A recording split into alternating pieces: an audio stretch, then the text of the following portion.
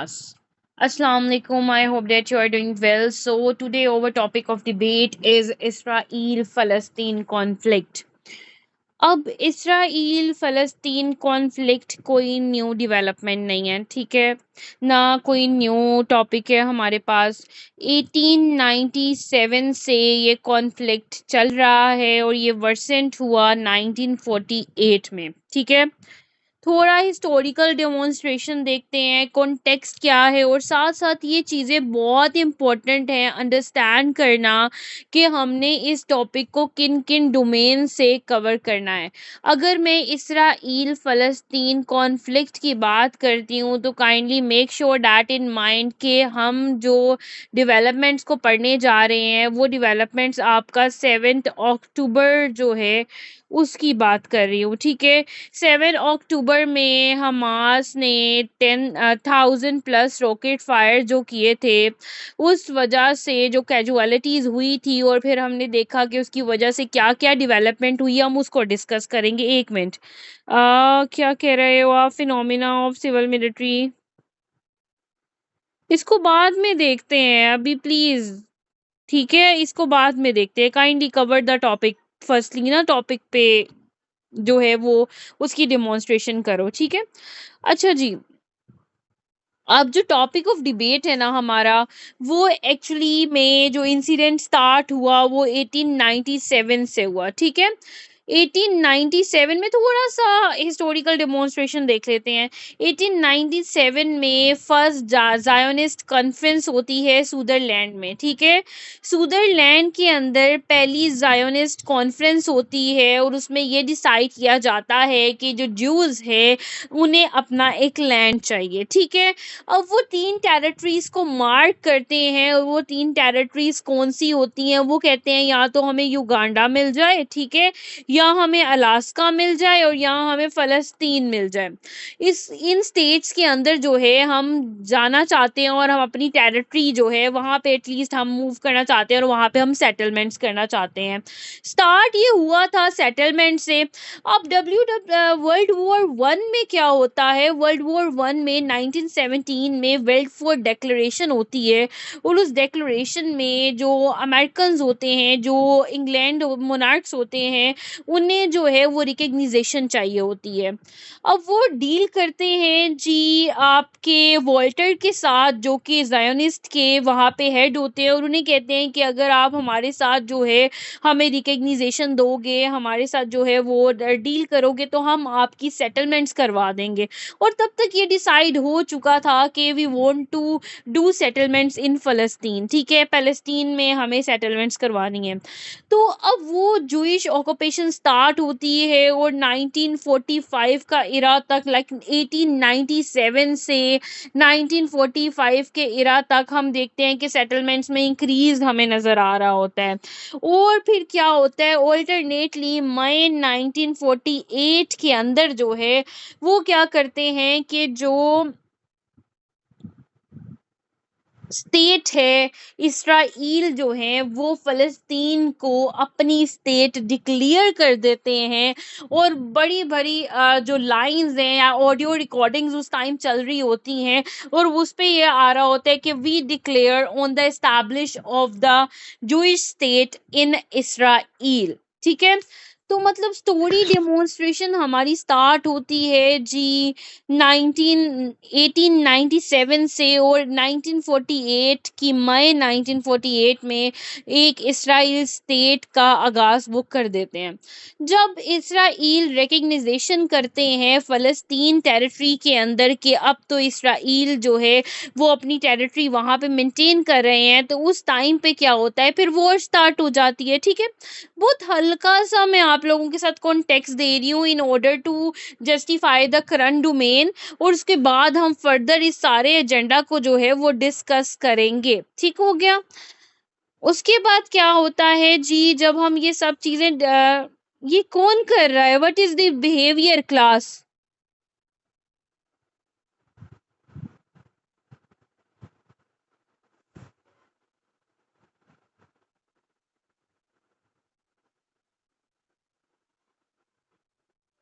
Class में ना, class की जो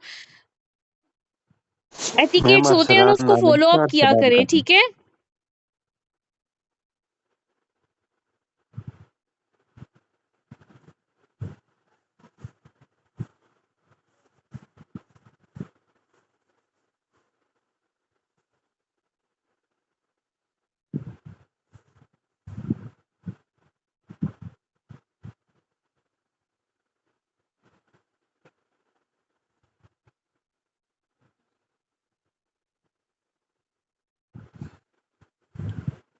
अच्छा जी, आगे चलें। क्या होता है जी जब इसराइल रिकॉग्नाइज़ करते हैं कि जी हमने अपनी टेरिटरी बना ली है, वो क्लेम्ड करते हैं, तो फिर अरब इसराइल वॉर स्टार्ट होती है और उसका एजेंडा यही होता है ना कि अरब्स जो हैं वो नहीं मानते कि जी इसराइल और जो स्टेट बन रही है आके यहाँ पे मिडल ईस्ट के अंदर, और ऑटोमन एम्पायर के कोलैप्स के बाद जो है अब वो जूइश सेटलमेंट्स के लिए आए थे, हमने उन्हें रेफ्यूजीज़ समझा था, लेकिन वो तो यहाँ पे अब जो है वो अपनी टेरिटरी बना के बैठ गए हैं। तो फिर वो स्विस कैनाल वाली वॉर 1955 में होती है, 1967 में जिसे हम वर्ल्ड शॉर्टेस्ट वॉर कहते हैं 6 डेज़ की, वो होती है। फिर शाह फैसल ऑयल एम्बार्गो 1975 में हमें नज़र आता है। लेकिन इस सब चीज़ों के अलावा भी हमें नज़र आता है कि आल्दो ये होना चाहिए था कि इसराइल की वहाँ पे टेरिटरी या इसराइल सेटलमेंट्स कम हों, लेकिन इसके बजाय हमें नज़र आता है कि फ़लस्तीनियन पीपल जो हैं, पैलेस्टीनियन पीपल्स जो हैं, वो श्रिंक होते हैं।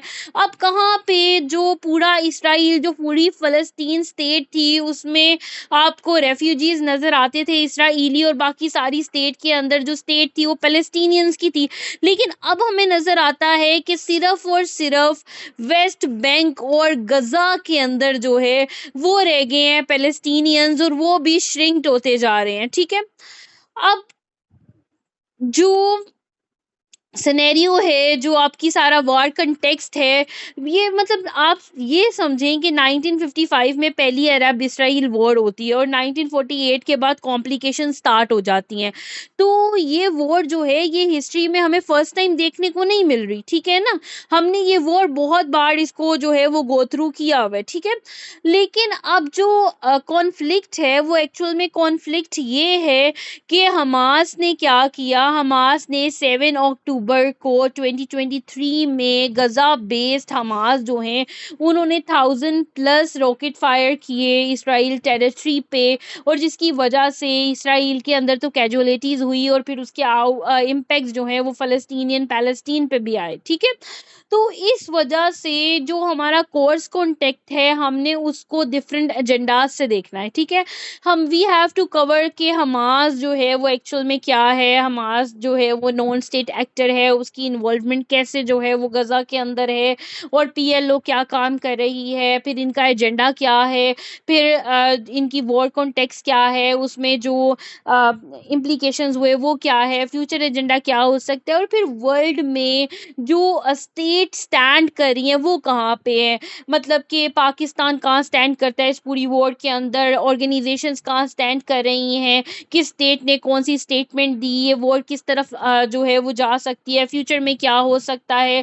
फिर we have to cover the agenda के जो मैंडेट है जी इन स्टेट्स का वो क्या है, और इसके बाद हम एक और बहुत इंपॉर्टेंट डेवलपमेंट देखते हैं कि यूएस ने वीटो कर दिया गज़ा का सीज़ फायर, ठीक है? गज़ा पे सीज़ फायर होना चाहिए, इसको प्रेज़ेंट किया यूएई ने, लेकिन उसको वीटो कर देता है यूएस, और फिर उस रेज़ोल्यूशन में क्या डिबेट होती है, पूरी स्टेट्स क्या कह रही हैं, पीपल क्या कह रहे हैं, अब इसका कॉन्टेक्स्ट क्या है, फर्दर हमास की वॉर किस तरह एस्केलेट हो सकती है, मिडल ईस्ट का फ्यूचर किस तरह हो सकता है, इसराइल अरब रीअप्रोचमेंट की अगर बात करो तो वो इससे किस तरह लिंक करती है, अब्राहम अकॉर्ड का इसके साथ क्या ताल्लुक है। तो हम इस चीज़ों को जो है वो डिटेल में अब देखते हैं, ठीक है? अब आप लोगों ने ना एक चीज़ अपने माइंड में रखनी है। डोनाल्ड ट्रम्प के एरा में एक बहुत इम्पोर्टेंट डील होती है, ठीक है? जिसे हम डील ऑफ द सेंचुरी कहते हैं, ठीक है? इसको हम कहते हैं जी डील ऑफ द सेंचुरी। अब इसको, ये जो डील होती है ना, एक्चुअली इसको एक स्टेप टुवर्ड कहते हैं कि इसराइल जो है वो अरब के साथ अपने रिलेशंस को जो है वो बेहतर करने की तरफ जा रहा है और इसे इसराइल अरब रीअप्रोचमेंट कहते हैं। ठीक है, अब ये डील ऑफ सेंचुरी क्या थी? यूएई कतर इनके दरमियान में बैठ के जो है वो यूएस प्रेसिडेंट ने और जो है वो between Israel and Arab states के दरमियान में एक पैक्ट, एक मुआहिदा करवाया जिसके मुताबिक ये था कि अब्राहम अकॉर्ड है। अब ये अब्राहम अकॉर्ड क्या था कि जी ठीक है, आप ऐसा करें कि आप जो फ़लस्तीनियन पीपल हैं, ठीक है, जो फ़लस्तीनियन टेरिटरीज़ हैं, आप उनको इवैक्यूएट नहीं करेंगे, आप उनकी जो प्लेसेस हैं उनको जो है वो स्नैच नहीं करेंगे, आप उनको उनकी टेरिटरीज़ देंगे, ठीक है। और ऑन द अदर हैंड हम मिडल ईस्ट के अंदर इसराइल स्टेट को रिकॉग्नाइज़ करेंगे, ठीक है।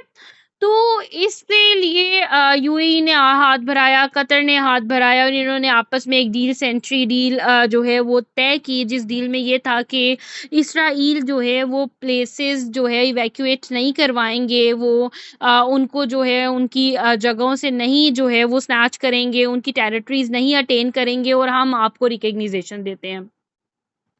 उस टाइम पे इसराइल ने ये डील तो एक्सेप्ट कर ली, लेकिन इसराइल ने जो जूइश इमिग्रेशंस हैं और जूइश जो टेरिटरीज फ़लस्तीनियन टेरिटरीज हैं उन पे इमिग्रेशन करना रोका नहीं, ठीक है।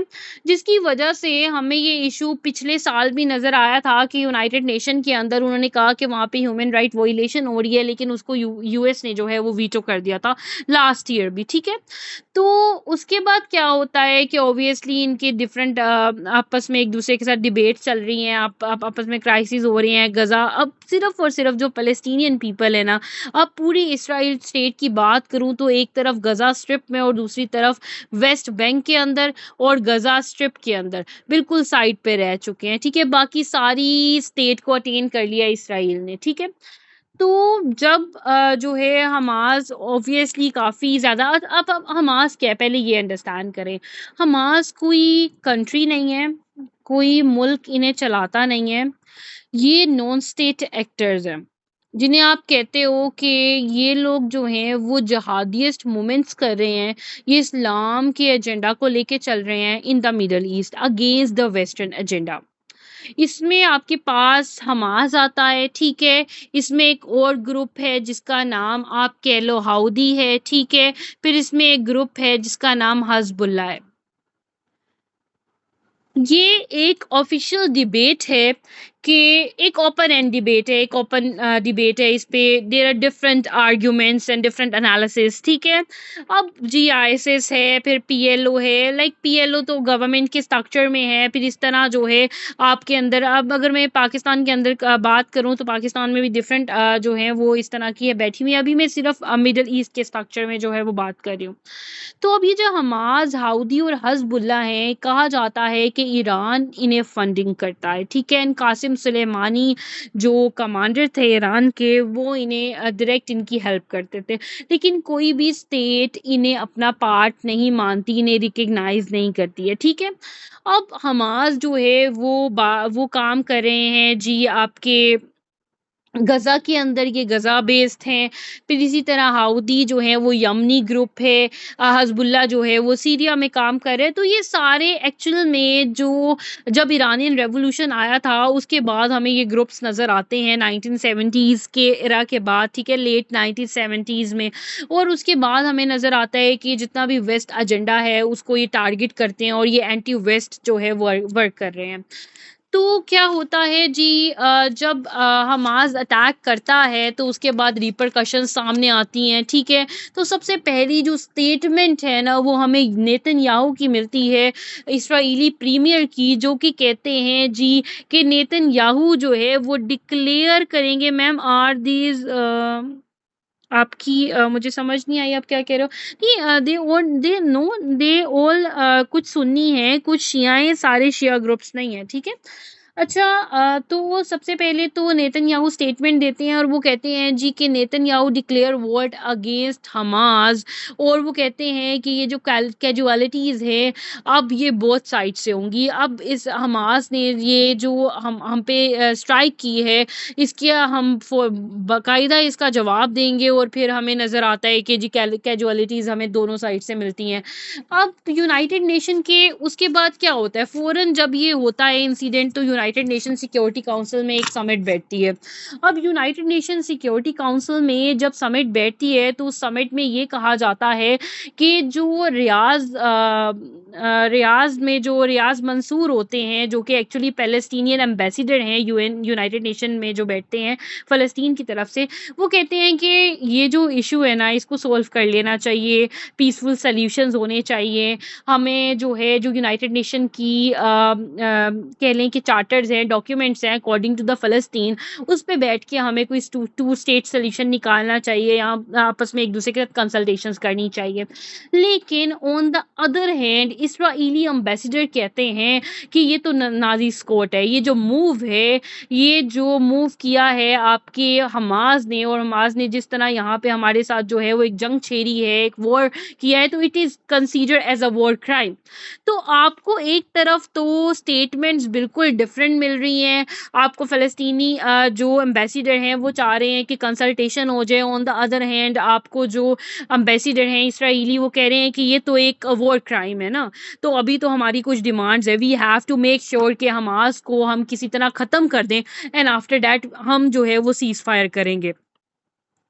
अगर मैं इस पूरे कॉन्टेक्स्ट में बताऊँ कि वेयर स्टेट स्टैंड्स, कि हमारी जो स्टेट्स हैं, हमारे जो मुल्क हैं जिन्हें हम कहते हैं जी के वेस्टर्न स्टेट्स हैं, फिर हम आपके पास चाइना, ईरान, रशिया आ जाता है, फिर टर्की आ जाता है, इन लोगों की आपस में क्या स्टेटमेंट्स है, ठीक है? तो एक तरफ तो पाकिस्तान तो devil in the deep sea में फँस गया हुआ है ना। अगर मैं फर्दर आगे जाके एजेंडा में अभी कुछ नहीं पढ़ा रही, आई एम जस्ट डिस्कसिंग, ठीक है? अभी मत समझिएगा कि मैंने कहाँ से स्टार्ट किया, कहाँ से नहीं किया, मैं पूरा क्वेश्चंस देके एक-एक डायमेंशन को कवर करवाऊँगी। अभी मैं सिर्फ़ आप लोगों का ना एक ओपिनियन बना रही हूँ, एक आप लोगों की एक कह लें कि एक बेस बना रही हूँ कि हमने इस टॉपिक को किस-किस वे में डेमोंस्ट्रेट करना है, ठीक है?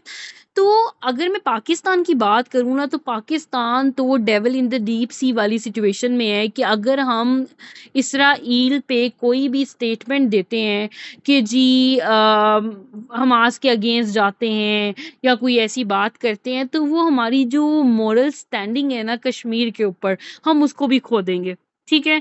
और on the other hand west का प्रेशर है, और ये सारी चीज़ें, ठीक है? और ऑन द अदर हैंड अगर चाइना, ईरान और रशिया की बात करें, तो वो तो ह्यूमैनिटेरियन बेस पे कहते हैं कि सीज़ फायर होना चाहिए, और ये जो चीज़ है ये अगेंस्ट द ह्यूमन राइट्स है। और on the other hand America और यूरोप जो हैं वो इसराइल के साथ हैं। तो जब ये इंसिडेंट होता है, इंसिडेंट हुआ, अब इंसिडेंट के अंदर होता क्या-क्या है, क्या क्राइटेरिया है, किस तरह ये आपस में एक-दूसरे के साथ डील्स करते हैं, इनका एजेंडा क्या है, ये चीज़ें हम डिस्कस करेंगे। लेकिन जब ये इंसिडेंट होता है, तो इंसिडेंट के बाद in the name Hamas, they killed innocent people. I discuss all. I will discuss all these agendas ना, कि किस तरह एक्चुअली मैं आप लोगों को उनका विजन बताऊंगी। अभी हम उनका विजन पढ़ रहे हैं, हम देख रहे हैं कि उन्होंने क्या-क्या स्टेटमेंट्स दिए हैं। हमारी अभी स्ट्रेटजी इन स्टेटमेंट्स के ऊपर है, ठीक है? अच्छा जी, in the name Hamas, they killed innocent people. There are thousands of children and women that died due to this war. Why you not mention this? First of all मैंने अभी जो क्लासेस हैं, मैंने ये जो टॉपिक ऑफ डिबेट है ये मैंने कंप्लीट नहीं किया। ऑब्वियसली जब मैं कह रही हूँ कि सीज़ फायर की बात हो रही है, तो हम इस पे सब डिस्कस करेंगे कि क्या कैजुअलिटीज़ हुई, क्या नहीं हुई। अभी हम उसका इम्पैक्ट देख रहे हैं, ठीक है ना? तो ऑब्वियसली जिनोसाइड हो रहा है, पूरा वर्ल्ड जानता है जिनोसाइड हो रहा है, और वो किन डेमोंस्ट्रेशंस पे हो रहा है, उनकी क्या इस्राएली विजन क्या है, वर्ल्ड क्यों चुप है, ओआईसी कहाँ पे है, इफेक्टिवनेस क्यों नज़र नहीं आ रही। आपको पता है कि Antonio Guterres, United Nation general secretary जो हैं, उन्होंने ये स्टेटमेंट दी है कि as as a state representative, as a organisation representative UN failed हो चुकी है ह्यूमन राइट की बेस पे, ठीक है ना। तो जब आपको नजर आ रहा है कि एंटोनियो गुटरेस ये स्टेटमेंट दे रहे हैं और वर्ल्ड कहाँ कहाँ पे जो है वो इनफेक्टिव नजर आ रहा है, कौन कौन से अदारे हमें इनफेक्टिव नजर आ रहे हैं, वर्ल्ड किस तरफ मूव कर रहे हैं, हम एक एक एजेंडा से जो है वो इस चीज को डिस्कस करेंगे। मैं अभी आपकी सिर्फ बेस बना रही हूँ कि अभी हमारा जो इशू ऑफ डिबेट है ना, हमें उसको जो है वो कितने बैक पे लेके जाना है, हमें उसको डिस्कस करना है 7 अक्टूबर से। और उसके अंदर जो कैजुअलिटीज हुई हैं, जो रिलेशन है, हम उसको एक एक टर्मिनोलॉजी में कंसीडर करेंगे। आज हमारा फर्स्ट लेक्चर है इस पे, जिसको मैं इंट्रोडक्टरी लेक्चर कहूंगी और कॉन्टेक्स्ट बेस पे कहूंगी। और साथ में हमने आज सीज फायर पे बात करनी है। कल जो है हम देखेंगे हमास और इसराइली जो रिलेशन है वो क्या है, और थोड़ा कॉन्टेक्स्ट समझेंगे। ओस्लो अकॉर्ड्स क्या था, स्विस कैनाल वॉर्स क्या था, ये सारी जो वॉर्स थी, इसमें डीलिंग्स थी, यूनाइटेड नेशन रेजोल्यूशंस कौन कौन सी थी, यूनाइटेड नेशन ने किस तरह जो है इसको ओवरकम किया, क्या स्टेटमेंट्स दी। और फिर फर्दर जो है फिर अगले कोर्स में हम कॉन्टेक्स्ट देखेंगे कि वॉर में क्या कैजुअलिटीज हुई, वॉर की क्या क्राइटेरिया है, और उसके बाद वी हैव टू कवर कि क्या ये टू स्टेट सोल्यूशन है या वन स्टेट सोल्यूशन है, क्या होना चाहिए, किस तरह इस इशू को जो है वो रिजॉल्व करना चाहिए ना। तो this topic is on going and there are lot to discuss in it ना। सो मैं आपको उसी चीजों को जो है वो स्ट्रेटेजाइज कर रही हूँ, ठीक है। ओके जी, अब डिस्कस करते हैं कि यूएस ने वीटो कर दिया उस रेजोल्यूशन को जो कि प्रेजेंट की थी यूएई ने आपके यूनाइटेड नेशंस के अंदर। यूएई, यूनाइटेड अरब एमिरेट्स एक रेजोल्यूशन देते हैं कि ऐसा करते हैं, सीज फायर हो जाना चाहिए। कहाँ 7 अक्टूबर है, और इस बात को भी, सीज फायर को भी 2 महीने हो गए हैं, इस बात को भी, इस एजेंडा को भी डिस्कस होते हुए कि बहुत कैजुअलिटीज हो गई हैं, वॉर कॉन्टेक्स्ट में चले गए हो, ये कैटास्ट्रॉफी बन चुकी है। वर्ल्ड जो है इसको फर्दर, वर्ल्ड को चाहिए कि आप इस पे एक कलेक्टिव डिबेट करें और सीज फायर की तरफ जाए, ठीक है। तो उस पे क्या करते हैं, Robert Wood, deputy US ambassador to United Nation, US के एम्बेसडर्स यूनाइटेड नेशन में बोलते हैं, एक स्टेटमेंट देते हैं। अब वो स्टेटमेंट जरा सुनिएगा। मैं मतलब एक एक तरफ आप कहते हो कि वी ऑफर पीस, हम पीस एंड डीलिंग्स पे चलते हैं, और दूसरी तरफ आप स्टेटमेंट क्या दे रहे हो। रॉबर्ट जो वुड हैं, वो स्टेटमेंट देते हैं, while the US strongly supports the durable peace in which both Israeli and Palestinian peoples can live in peace and security। US कह रहा है जी कि हम हमेशा से पीस चाहते हैं, हम एक सोल्यूशन चाहते हैं, और एक ऐसा सोल्यूशन चाहते हैं जिसमें ये दोनों जो स्टेट्स हैं, ये दोनों एथनिसिटीज जो हैं, वो अपनी लाइफ जो है वो अच्छे से गुजारे, अमन सुकून से गुजारे, सिक्योरिटिकली, पीसफुली, ठीक है। But we don't not support calls for an immediate cease fire. लेकिन अभी हम जो सीज फायर आप करना चाह रहे हैं, उस सीज फायर को हम सपोर्ट नहीं करते हैं। It is not the right time, ठीक है। जब राइट टाइम आएगा we will make sure to make it possible, but currently we do not support it, ठीक है। और इसमें 14 स्टेट्स पार्टिसिपेट करती हैं, जिसमें यूके एब्सटेंड रहता है। यूके तो कुछ नहीं कहता ना, बिल्कुल अपनी बात, मतलब अपने आप को हटा लेता है, और बाकी 13 में से यूएस जो है वो वीटो कर देता है। अब ये बात, एक स्टेट है, आपने सीज फायर जो है वो होने नहीं दिया, आपने सीज फायर को कहा है कि सीज फायर नहीं करना हमने। तो इस पे जो इसराइली न्यूज़पेपर है ना, अब आप लोगों को प्लीज़ मेक श्योर कर रही हूँ, इन चीज़ों को अपनी स्टडी के दौरान जो है इन चीज़ों को लेके चलो। हारिट्स एक न्यूज़पेपर है इसराइली, उस इसराइली न्यूज़पेपर की जो डिबेट है आप वो सुनिएगा। इस्राएली न्यूज़पेपर की एनालिसिस रिवील करती हैं कि सिविलियंस जो हैं वो 61% जो है वो गज़ा के अंदर जो है उनकी कैजुअलिटीज़ हुई हैं due to the air strikes of Israelis, कि इसराइल ने जो एयर स्ट्राइक्स की हैं गज़ा बेस्ड हमास को प्रोटेक्ट मतलब उनको जो है वहाँ से उनकी प्रोटेक्शन को रिस्टेन करने के लिए और उनको वहाँ से निकालने के लिए, उसकी वजह से 61% कैजुअलिटीज़ हुई हैं। अब अमेरिका कहता है कि हम जो है वो जो इसराइल है उसको बार-बार कंडेम कर रहे हैं और उन्हें कह रहे हैं कि सिविलियंस कैजुअलिटीज़ ना हो, और हमने उन्हें पे बहुत प्रेशर डाला हुआ है कि सिर्फ़ और सिर्फ़ हमास को ही डील किया जाए। तो आप सोचो कि इस्राएली न्यूज़पेपर ये बात कर रहा है कि 61% कैजुअलिटीज़ हुई हैं, तो इसका मतलब है कि प्रेशर में 61% हुई हैं, तो अगर इन पे कोई प्रेशर ही ना हो तो ये कितनी कैजुअलिटीज़ करेंगे? ठीक है ना? और अभी ये रिपोर्ट 61 है, लेकिन अब इसको मोर देन 61 हो चुकी है, ठीक है ना? तो अब यहाँ पे एक बात समझ आती है जो कि स्कॉलर्स का नैरेटिव है कि अल्टीमेट पॉलिसी जो है ना इस्राएल की, वो ये नहीं है कि they just want to ensure कि सीज़ फायर अभी नहीं करना, we want to end the we over objective is to achieve the over objective is to eliminate the Hamas, सिर्फ ये बात नहीं है। इनका जो एजेंडा है वो एजेंडा है the ultimate policy of Israel, जो कि इसराइल की स्टार्टिंग से चल रही है।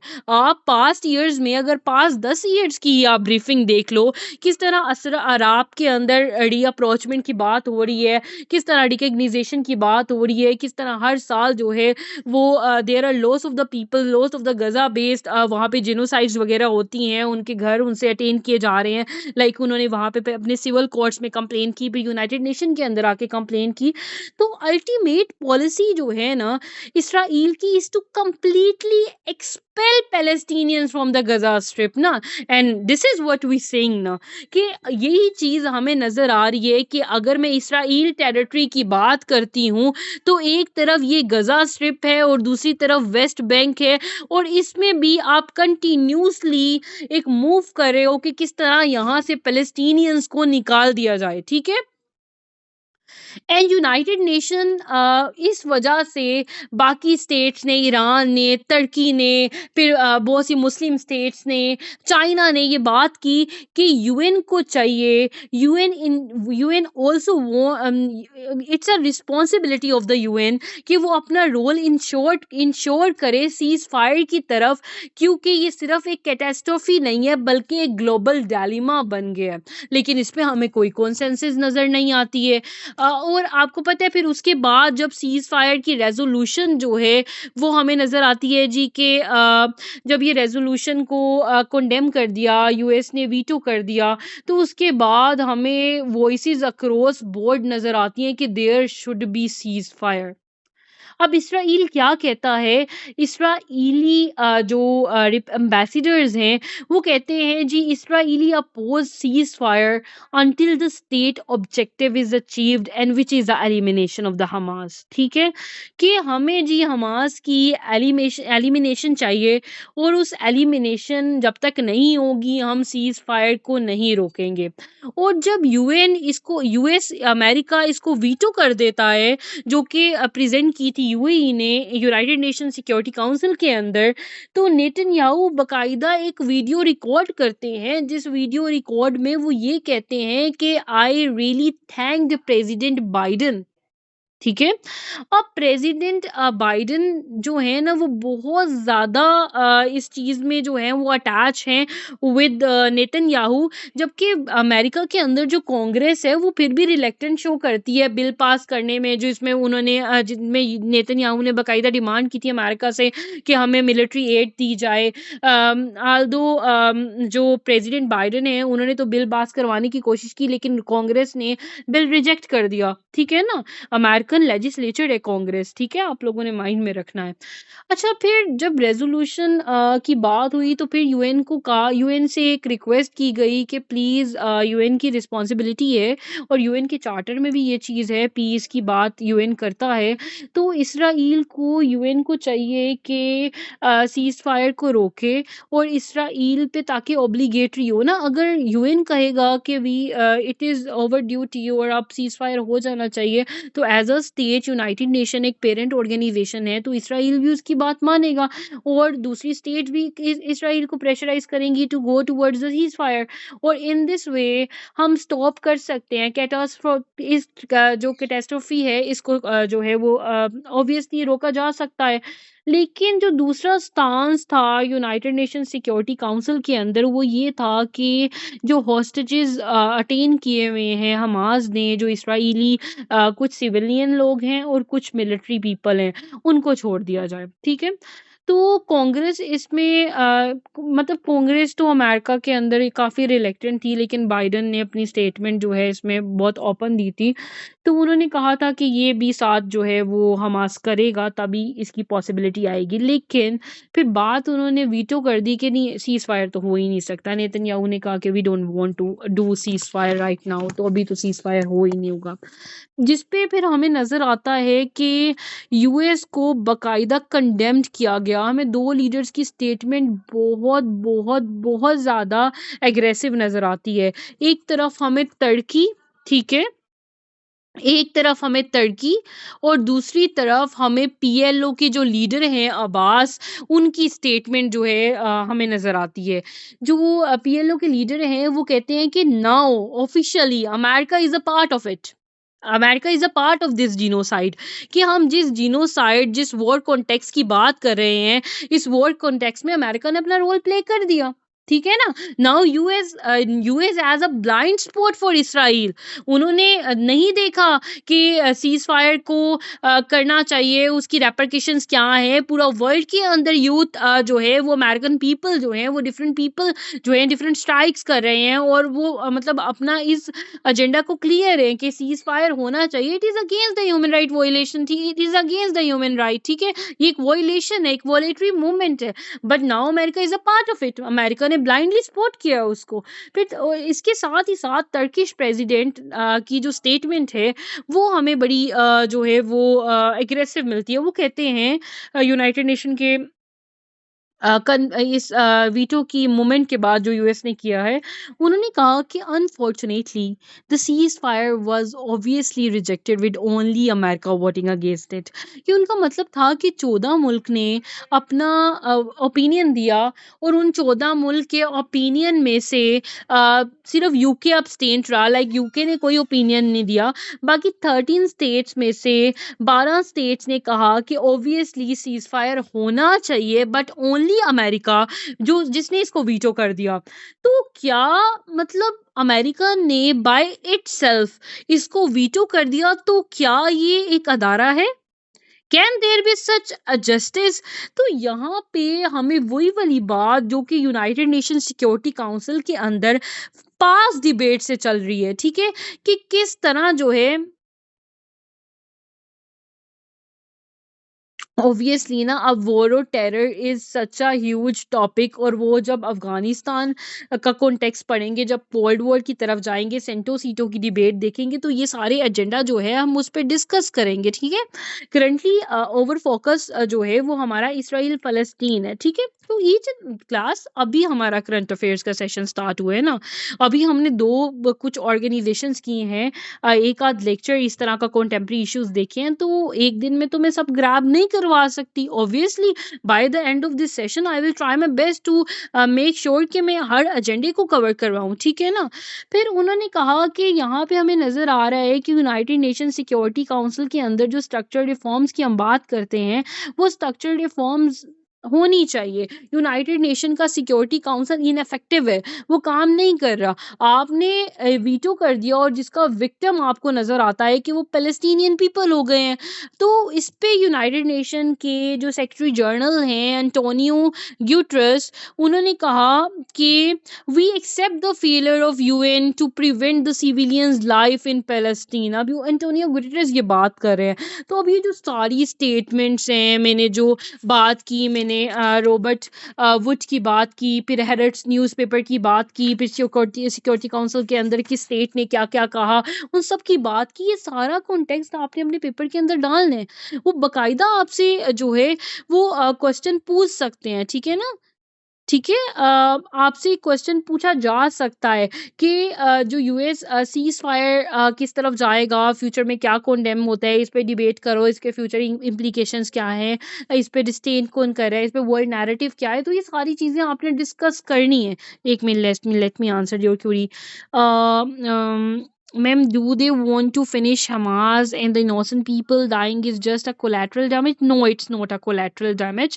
मैंने अभी आप लोगों को एक बात की थी, the ultimate policy of Israel is to completely expel Palestinian from the Gaza Strip. They want to attain those places as well.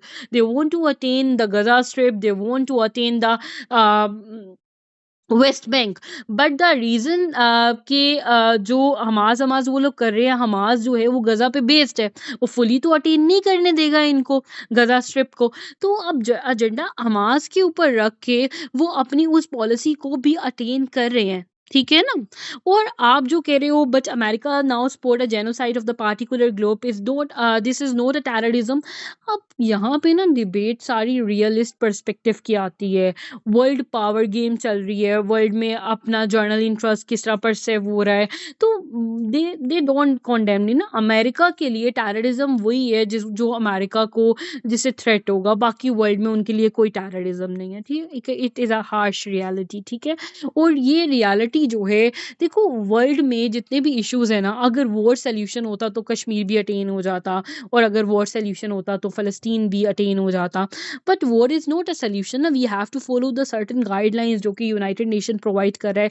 United Nation के चार्टर के अंदर ये सब है, we have to amend that charter that well. लेकिन क्यों नहीं हो रहा? बिकॉज अदारे इनफेक्टिव हो चुके हैं। जो स्टेट इन अदारों को चलाती हैं, उन स्टेट्स के पास जो है वो एक कॉन्स्टिट्यूशनल राइट दिया गया है इन अदारों की तरफ से, अब वो उन राइट्स को जो है वो इस्तेमाल कर रहे हैं, ठीक है। अब वहाँ पे हमें पैरेललिज्म नज़र आता है कि किस तरह हमें उन अदारों को जो है वो बेहतर करना है। Why Israel is so important for west और अमेरिका? ऑब्वियसली ना, अमेरिका को इसराइल जो है वो एक बहुत बड़ा ट्रेडर है। इसराइल जो है वो ऑब्वियसली जो है वो एक एड और एक सपोर्ट देता है आपके अमेरिका के सिस्टम के अंदर, उनकी करेंसी डिमॉन्स्ट्रेशन के अंदर। और फिर इसराइल के लिए अमेरिका इसलिए इम्पोर्टेंट है क्योंकि अमेरिका की वजह से वो मिडल ईस्ट के साथ जो है वो कोलैब कर पा रहा है। और अमेरिका के लिए इसराइल इसलिए इम्पोर्टेंट है क्योंकि इसराइल के अंदर जो एड और जो सेटअप अमेरिका की जीडीपी के लिए यूटिलाइज होता है वो अमेरिका को कहीं और से नहीं मिलेगा। तो वही चीज़ें हैं कि अलाइंसेस पे वर्क हो रहा है, और उनके लिए जो अभी हम जिस स्टेट में है ना, वहाँ पे जिसको आप प्राइमरी एक्टर्स कहते हो ना, वो आपकी स्टेट होती है, और जिसे आप सेकेंडरी एक्टर्स कहते हो वो आपकी ऑर्गेनाइजेशंस होती हैं। लेकिन ऑर्गेनाइजेशन इनफेक्टिव हो चुकी हैं। तो इसके लिए हमें क्या एजेंडा करना चाहिए? मैंने सिर्फ आपको वो मतलब थोड़ा जिनोसाइड को वाया और थोड़ा चीज़ों को डिस्कस किया। We will discuss this session and हम नेक्स्ट सेशन में इसको फर्दर जो है वो इलाबरेट करेंगे।